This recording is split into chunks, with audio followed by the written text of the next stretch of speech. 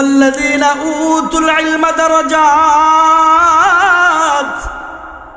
যারা ঈমানদার ঈমান এনেছে তাদের মর্যাদা আল্লাহর কাছে মর্যাদাশীল।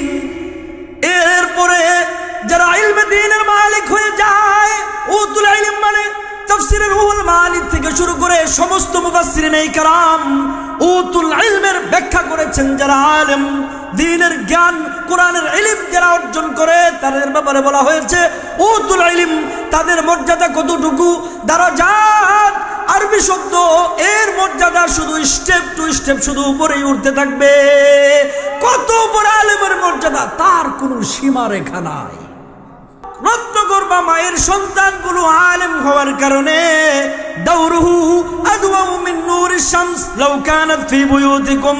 আল্লাহ রাব্বুল আলামিন ওই সব হাফেজ আলেমদের পিতা মাতার মাথার মধ্যে নূরের মুটুক পরিধান করাবেন, না আলোটা সাদা না লাল, স্বর্ণ খচিত গোল্ডেন কালারের এমন নূরের মুটুক পরাবেন হাফেজ আলেমদের পিতা মাতার মাথার মধ্যে। হাসরবাসী আকাশের দিকে তাকায় দেখবেন আকাশের সূর্যটা আসমানে আছে, আবার নজর করে তাকায় দেখবেন ওই সব হাফেজ আলেমদের পিতা মাতার মধ্যে আল্লাহ তাআলা নূরের টুপি পরায়া হাসরের মাঠে তাদেরকে সম্মানিত করবেন। এইটা হইল একজন হাফেজ আলেমদের পিতা মাতার মর্যাদা। মুসনাদে বাজ্জার ইমাম বাজ্জার রাহমাতুল্লাহি আলাইহি হাদিস এনেছেন। ইমাম আবু আব্দুল্লাহ নাইসাবুরি রাহমাতুল্লাহি আলাইহি তার ঐতিহাসিক হাদিস গ্রন্থ আল মুস্তাদরাক আলা সহিহাইনের মধ্যে হাদিস এনেছেন। আল্লাহ তাআলা ময়দানে মাশরে আলেমদেরকে ডাকবেন, ডেকে ইয়াকুলুল্লাহু আযজা ওয়া জাল্লা ইয়াউমাল কিয়ামা, আলেমদেরকে উদ্দেশ্য করে লিল উলামা আল্লাহ পাক ইজ কাদা আলা কুরসিয়িহি লিফাসলি ইবাদি, আল্লাহ পাক তার মানসা অনুযায়ী চেয়ারের মধ্যে আসন গ্রহণ করবেন। এরপরে আলেমদেরকে উদ্দেশ্য করে আল্লাহ তাআলা বলবেন ইন্নী লাম আজআল ফীকুম ইলমি ওয়া হিলমি ইল্লা ওয়া আনা উরিদু আন আগফির লাকুম আলা মা কানা ফীকুম ওয়ালা উবালি। ও আলেমরা, আমি তোমাদেরকে আমার জ্ঞান, আমার প্রজ্ঞা, আমার ইলম শুধুমাত্র এই জন্যই দান করেছিলাম যে আমার আগে থেকেই সিদ্ধান্ত আর ফয়সালা তোমাদের গুনাহ থাকা সত্ত্বেও আমি তোমাদেরকে মাফ করে দেব। নবী পাক বলেন, এরপরে আল্লাহ তাআলা বলবেন আলা মা কানা ফীকুম ওয়ালা উবালি, আমার আলেমদেরকে ক্ষমা করার ব্যাপারে এই সিদ্ধান্তে হাসরবাসী কে সন্তুষ্ট হলো আর কে অসন্তুষ্ট হলো আমি আল্লাহ তার কোনো পরোয়া করি না।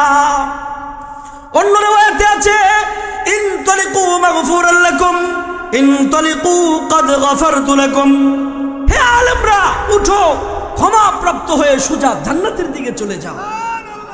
এই হচ্ছে একজন আলেমের মর্যাদা। চার শ্রেণীর মানুষকে বিনা হিসাবে আল্লাহ তাআলা তাদেরকে জান্নাত দিবেন। তার মধ্যে এক শ্রেণীর ওই সব রত্নগর্ভা মা আর ওই গর্বিত পিতা যার সন্তান মারকাজুল উলুম আদর্শ মাদ্রাসায় আল্লাহর কোরআন পড়ছে। ওই সব রত্নগর্ভা মায়ের সন্তানগুলো আল্লাহর কোরআনের জন্য মাদ্রাসায় এসেছেন, কোরআন শিখছেন, আলেম হবেন। এমন একজন আলেম যার সন্তান হাফেজ হয়ে যায়, আলেম হয়ে যায়, এর বাবা মা বিনা হিসাবে আল্লাহর জান্নাতের মালিকানা পাওয়া যায়। এখানে আসলে আমার পরিচয়টা দিয়েছে রূপসী, আমার সাথে যোগাযোগ করেছে, ফখর না বোঝানোর জন্য বলা। আলহামদুলিল্লাহ, আমি 3টা মাদ্রাসাও পরিচালনা করি, পাশাপাশি একটা মাদ্রাসা মসজিদে সেই ছোট সময়ে পড়াশোনা করেছি। পাতিলগাঁও ঐতিহ্যবাহী ওই মাদ্রাসা মসজিদের জামিয়ার খতিব হিসাবে আছি। এটা ফখর না, বোঝানোর জন্যে। এত পরিচয় নামের পরে বলে দিয়েছে রূপসী। ফুলপুর বাসস্ট্যান্ড বালিয়া সহকারে হাটাজারিতেও আলহামদুলিল্লাহ আমাদের আলোচনা থাকে। আপনারা যে কয়জন মানুষ এখানে এসেছেন, আমাদের নাম শুনলে অন্যান্য বিভাগে এতগুলো গাড়ি রিজার্ভ করে আসে। এটা ফখরের জন্য বলছি না, পরিচিতির জন্যে। নামটা আওলাদ ভাই যেভাবে বলেছে আপনারা সেভাবে সাড়া দিয়েছেন যে রূপসী আর কি বয়ান করবে। তো মুআজ্জাজ হাজরিন, ওলামা হজরতরা এসেছেন দূর দারাজ থেকে, তারা আপনাদের সামনে কথা বলবেন। আমি এই পূর্বে আপনাদের সামনে যে বিষয়টি নিয়ে কথা বলবো, এটি একটি মাদ্রাসার মাহফিল। এটি কিসের মাহফিল? মাদ্রাসার মাহফিল। মাদ্রাসার মধ্যে কি পড়ানো হয়? কোরআন পড়ানো হয় না? আজকের এই মাদ্রাসার মধ্যে যেই বাচ্চাগুলো কোরআন পড়ছে, দ্বীনের ইলম শিক্ষা অর্জন করছে, তাদের মানসা, তাদের দাম কত, এটা কি আপনারা জানেন? এই পৃথিবীর মধ্যে যত মানুষ আল্লাহ তাআলা সৃষ্টি করেছেন, এই ক্ষেত্রে মুসলমান, ইহুদি, খ্রিস্টান, নাসারা, হিন্দু, আর্য, অনার্য, নাগা, কুকি, গারো, সাঁওতাল, খাসিয়াল, সকল ধর্ম সম্প্রদায়ের মানুষ হওয়ার জন্য আল্লাহ তাআলার কাছে এক্সেপশনাল মানুষের একটা দাম আছে। যত মাখলুক আল্লাহ তাআলা এই পৃথিবীতে সৃষ্টি করেছেন, তার মাধ্যমে আল্লাহ তাআলা শ্রেষ্ঠ মর্যাদাসীন করেছেন মাখলুকের মধ্যে আল্লাহর ঘোষিত ওয়ালাকাদ কাররামনা বানি আদম, আদম সন্তান অর্থাৎ মানুষ হওয়ার জন্যে আল্লাহ তাআলা মাখলুকের মধ্যে সর্বসেরা মর্যাদাসীন করেছেন। তো মানুষের মধ্য থেকে আল্লাহ তাআলা, আল্লাহর দৃষ্টিতে শ্রেষ্ঠ মর্যাদাসীন হচ্ছে তারা যারা হচ্ছে আল্লাহর দলের লোক, আল্লাহর দলের মানুষ। আল্লাহর দলের মানুষ কারা? বর্তমান সরকারের প্রধান যিনি আছেন, সরকারের দলের লোক কারা জানা আছে আপনাদের? সরকারের প্রেসিডেন্টের দলের লোক যারা আছে তারা তার কাছে দামি, ঠিক না? বিরোধী দলীয় যারা ছিল, সামনে যারা আসবে, তাদের কাছে সরকারের মূল্যায়ন হবে নিজের দলের লোকজনের। তাম পৃথিবীর মানুষের মধ্য থেকে আল্লাহ তাআলা একটা দলের কথা বলেছেন, ইন্নাদ দীনা ইনদাল্লাহিল ইসলাম। ইসলাম হচ্ছে আল্লাহর কাছে মনোনীত দিন। ইসলাম তাম পৃথিবীর সমস্ত মানুষের মধ্য থেকে যারা দিন ইসলামকে গ্রহণ করেছে, আল্লাহর দলের অর্থাৎ আল্লাহর পছন্দ মনোনীত দিন যারা গ্রহণ করেছে অর্থাৎ মুসলমান, তারা হচ্ছে আল্লাহর দলের মানুষ। সাধারণ মানুষ থেকে তাদের মর্যাদা আল্লাহর দৃষ্টিতে শ্রেষ্ঠ। সাধারণ মানুষ মুসলমান হয়েছে, এবার মুসলমানদের মধ্যে সকলের দাম সমান নয়। আল্লাহ তাআলা কিছু মানুষের দাম বাড়িয়ে দিয়েছেন। নবী আলাইহিস সালাতু ওয়াস সালাম আমাদেরকে জানিয়ে দিয়েছেন, তোমাদের মধ্যে খায়রুকুম মান তাআল্লামাল কুরআন। তোমাদের মধ্যে খায়র ইসমে তাফজিলের সিগা, এটা তিন ভাবে ব্যবহার হয়। খায়র মানে কুম দ্বারা বোঝানো হয়েছে খায়রুল মুসলিমিন, সমস্ত মুসলমান জাতির মধ্যে তোমরা হচ্ছ সেরাদের সেরা। কারা তারা? মান তাআল্লামাল কুরআন, যারা কোরআনের ইলম শিক্ষা অর্জন করছে, ওয়া আল্লামা এবং শিক্ষা দিচ্ছেন। আল্লামা এবং তাআল্লামা দুই ভাবের। আল্লামা মানে কি? যিনি শিখান, তাআল্লামা মানে যিনি শিখেন।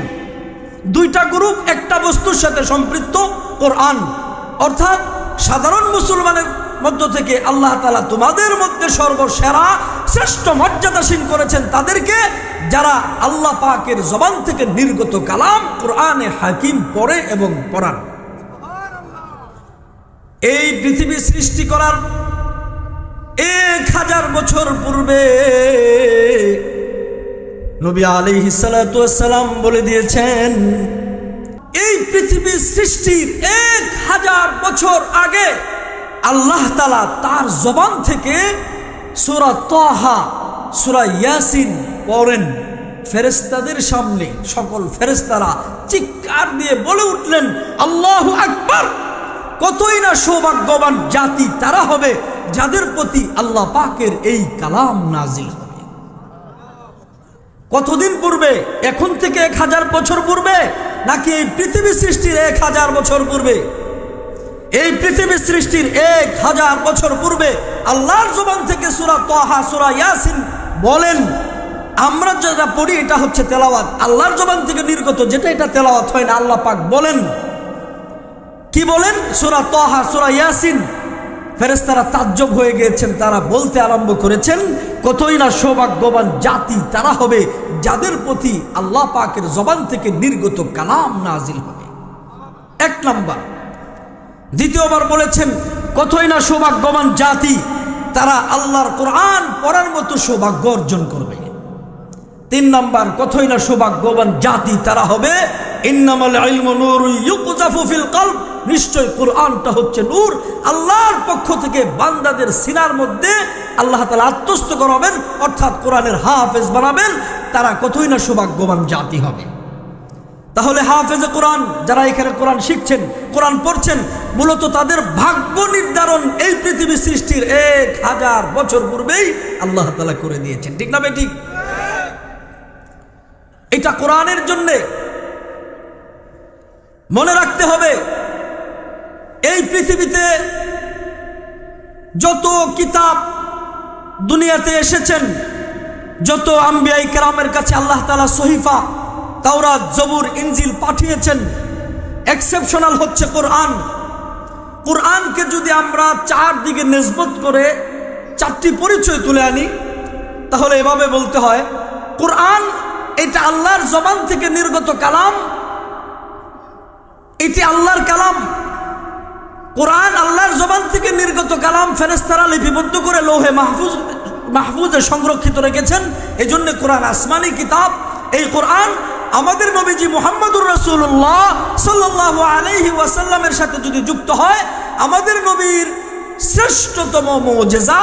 আর এই কোরআন যখন আমাদের সামনে যুক্ত হয়, আমাদের সাথে নিসবত হয়, আমাদের একমাত্র জীবন বিধান হচ্ছে কোরআন।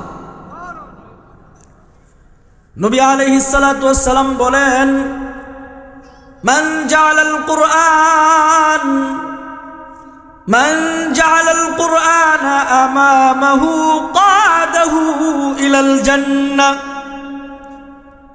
কোন মানুষ যদি কোরআনটাকে সামনে রাখে, কোরআনের আইন কানুন দ্বারা তার ব্যক্তি জীবন পরিচালনা করে, ওয়ামান জাআহু ওয়ারাআ যহরিহি সাকাহু ইলান নার। এই কোরআন তাকে জান্নাত পর্যন্ত পৌঁছে দেবে। অর্থাৎ যে সব বাচ্চারা কোরআন পড়ছেন, কোরআনের জ্ঞান অর্জন করছেন, পৃথিবী সৃষ্টির 1000 বছর পূর্বে আল্লাহ তাআলা তাদের ভাগ্যকে নির্ধারণ করে দিয়েছেন। মিশকাতের শরা মিরকাতের মধ্যে মোল্লা আলী কারি রহমাতুল্লাহি আলাইহি বলেন, 4 শ্রেণীর মানুষকে আল্লাহ তাআলা বিনা হিসাবে জান্নাত দিবেন। আল্লাহু আকবার বলেন, আরো জোরে চিল্লায় বলেন আল্লাহু আকবার। 4 শ্রেণীর মানুষকে বিনা হিসাবে আল্লাহ তাআলা তাদেরকে জান্নাত দিবেন। তার মধ্যে 1 শ্রেণীর ওই সব রত্নগর্ভা মা আর ওই গর্বিত পিতা, যার সন্তান মারকাজুল উলুম আদর্শ মাদ্রাসায় আল্লাহর কোরআন পড়ছে। ওই সব রত্নগর্ভা মায়ের সন্তানগুলো আল্লাহর কোরআনের জন্য মাদ্রাসায় এসেছেন, কোরআন শিখছেন, আলেম হবেন। এমন একজন আলেম যার সন্তান হাফেজ হয়ে যায়, আলেম হয়ে যায়, এর বাবা মা বিনা হিসাবে আল্লাহর জান্নাতের মালিকানা পাওয়া যায়। তিরমিজির বর্ণনা এসেছে, কোরআনের হাফেজ হয়েছে, কোরআন মাফিক তার জীবনটাকে পরিচালনা করেছে। এমন একজন কোরআনওয়ালা তার নিজের পরিবার থেকে এমন 10 জন মানুষকে সুপারিশ করে জান্নাতের মধ্যে নেওয়ার মতো সৌভাগ্য অর্জন করবেন, যাদের ব্যাপারে আল্লাহ তাআলার সিদ্ধান্ত আর ফয়সালা সিল সাপ্পর মারা হয়ে গেছে, তারা জাহান্নামী। ওই সব 10 জন মানুষকে সুপারিশ করে জান্নাতে নেওয়ার মতো সৌভাগ্য অর্জন করবেন একজন কোরআনের হাফেজ। এই জন্য যাদের সন্তান কোরআনের হাফেজ হচ্ছে, এদের মাই মূলত আসল রত্নগর্ভা মা। ঠিক না বেঠিক? জেনা করে জাহাঙ্গীরনগর বিশ্ববিদ্যালয়ে সেঞ্চুরি করছে, এটা নিয়ে বড় গর্ববোধ করে। ক্রিকেট খেলায় নাম করে ফেলেছে, গান বাজায়া গান বাদ্য বলে নিজের নাম গিনেস বুকে লেখা ফেলেছে। তাকে বলে রত্নগর্ভা মা। না না, রত্নগর্ভা মা হচ্ছে হচ্ছেন ওই মা যেই মায়ের সন্তান আল্লাহর কোরআনের হাফেজ হয়ে যায়। এক নাম্বার ক্যাটাগরি, যেই সন্তানগুলো আলেম হয়ে যায়, হাফেজ হয়ে যায়, এই মর্যাদাটা তো তার ময়দানে মাশরে ওই সব রত্নগর্ভা মায়ের সন্তানগুলো আলেম হওয়ার কারণে দাউরুহু আদওয়াউ মিন নূরিশ শামস লাউ কানাত ফি বুয়ুতিকুম, আল্লাহ রাব্বুল আলামিন ওই সব হাফেজ আলেমদের পিতা মাতার মাথার মধ্যে নূরের মুটুক পরিধান করাবেন। না আলোটা সাদা না লাল, স্বর্ণ খচিত গোল্ডেন কালারের এমন নূরের মুটুক পরাবেন হাফেজ আলেমদের পিতা মাতার মাথার মধ্যে। হাসরবাসী আকাশের দিকে তাকায় দেখবেন আকাশের সূর্যটা আসমানে আছে, আবার নজর করে তাকায় দেখবেন ওই সব হাফেজ আলেমদের পিতা মাতার মধ্যে আল্লাহ তাআলা নূরের টুপি পরায়া হাসরের মাঠে তাদেরকে সম্মানিত করবেন। এইটা হইল একজন হাফেজ আলেমদের পিতা মাতার মর্যাদা। মুস্তাদে বাজ্জার ইমাম বাজ্জার রহমাতুল্লাহি আলাইহি হাদিস এনেছেন। ইমাম আবু আব্দুল্লাহ নাইসাবুরি রহমাতুল্লাহি আলাইহি তার ঐতিহাসিক হাদিস গ্রন্থ আল মুস্তাদরাক আলা সহিহাইনের মধ্যে হাদিস এনেছেন। আল্লাহ তাআলা ময়দানে মাশরে আলেমদেরকে ডাকবেন, ডেকে ইয়াকুলুল্লাহু আযজা ওয়া জাল্লা ইয়াউমাল কিয়ামা, আলেমদেরকে উদ্দেশ্য করে লিল উলামা, আল্লাহ পাক ইজ কাদা আলা কুরসিয়িহি লিফাসলি ইবাদি, আল্লাহ পাক তার মানসা অনুযায়ী চেয়ারের মধ্যে আসন গ্রহণ করবেন। এরপরে আলেমদেরকে উদ্দেশ্য করে আল্লাহ তাআলা বলবেন, ইন্নী লাম আজআল ফীকুম ইলমি ওয়া হিলমি ইল্লা ওয়া আনা উরিদু আন আগফির লাকুম আলা মা কানা ফীকুম ওয়ালা উবালি। ও আলেমরা, আমি তোমাদেরকে আমার জ্ঞান, আমার প্রজ্ঞা, আমার ইলম শুধুমাত্র এই জন্যই দান করেছিলাম যে আমার আগে থেকেই সিদ্ধান্ত আর ফয়সালা তোমাদের গুনাহ থাকা সত্ত্বেও আমি তোমাদেরকে মাফ করে দেব। নবী পাক বলেন, এরপরে আল্লাহ তাআলা বলবেন আলা মা কানা ফীকুম ওয়ালা উবালি, আমার আলেমদেরকে ক্ষমা করার ব্যাপারে এই সিদ্ধান্তে হাসরবাসী কে সন্তুষ্ট হলো আর কে অসন্তুষ্ট হলো আমি আল্লাহ তার কোনো পরোয়া করি না। অন্য riwayate আছে ইনতালিকু মাগফুরাল লাকুম ইনতালিকু ক্বাদ গফারতু লাকুম, হে আলেমরা উঠো, ক্ষমা প্রাপ্ত হয়ে সোজা জান্নাতের দিকে চলে যাও। এই হচ্ছে একজন আলেমের মর্যাদা। ইয়ারফাইল্লাহু আল্লাযীনা আমানু মিনকুম ওয়াল্লাযীনা উতুল ইলমা দারাজাত, যারা ঈমানদার, ঈমান এনেছে তাদের মর্যাদা আল্লাহর কাছে মর্যাদাশীল। এরপরে যারা ইলমে দ্বীনের মালিক হয়ে যায়, উতুল ইলম মানে তাফসীরের রুহুল মাআনি থেকে শুরু করে সমস্ত মুফাসসিরিন ইকরাম উতুল ইলমের ব্যাখ্যা করেছেন যারা আলেম, দ্বীনের জ্ঞান, কোরআনের ইলম যারা অর্জন করে তাদের ব্যাপারে বলা হয়েছে উতুল ইলম। তাদের মর্যাদা কতটুকু? দারাজাত আরবি শব্দ, এর মর্যাদা শুধু স্টেপ টু স্টেপ শুধু উপরেই উঠতে থাকবে। কত বড় আলেমের মর্যাদা, তার কোনো সীমা রেখা নাই। কষ্ট হইতেছে আপনাদের? এই হচ্ছে আলেমের মর্যাদা।